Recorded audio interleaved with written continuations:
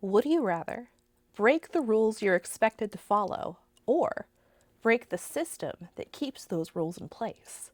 Hedy Lamarr was born Hedwig Kiesler in 1914 in Vienna, where she grew up taking apart music boxes to see how they worked. She was curious, stubborn, and sharper than people realized. But Hollywood didn't see any of that. They saw a young face they could market, a star in the making. But before she even reached the US, she was married off at 18 to a wealthy arms dealer who tracked her movements, controlled her life, and hosted private meetings with engineers and military officials that she was expected to sit through quietly. She didn't sit quietly. She listened, and she learned.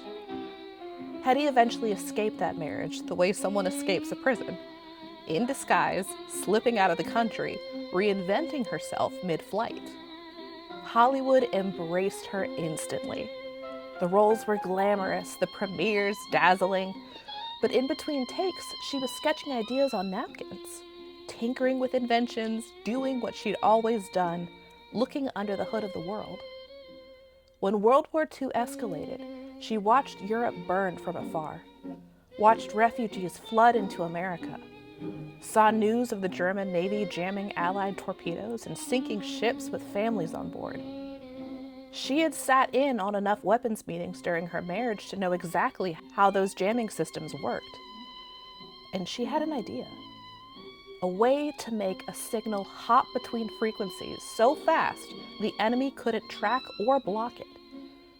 She partnered with avant-garde composer George Antheil, who understood mechanical synchronization.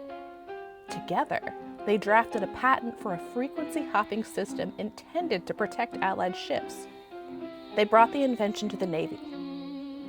And the men evaluating it, men who had seen her on magazine covers and movies, found the mechanical setup too bulky and suggested that she'd be more useful selling war bonds. She still didn't walk away. She filed the patent, handed it over, and kept creating quietly in the background of her own fame.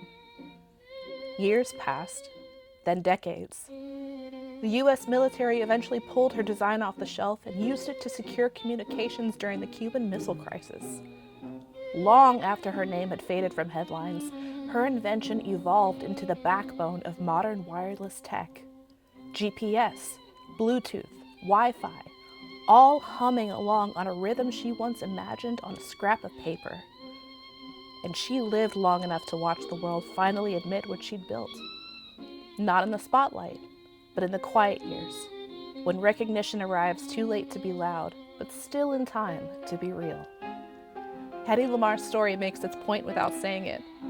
Sometimes you break a system simply by refusing to stop thinking, even when the world only wants you to be beautiful. So, would you rather break the rules you're expected to follow, or the system that created them? History is full of choices. Which would you make?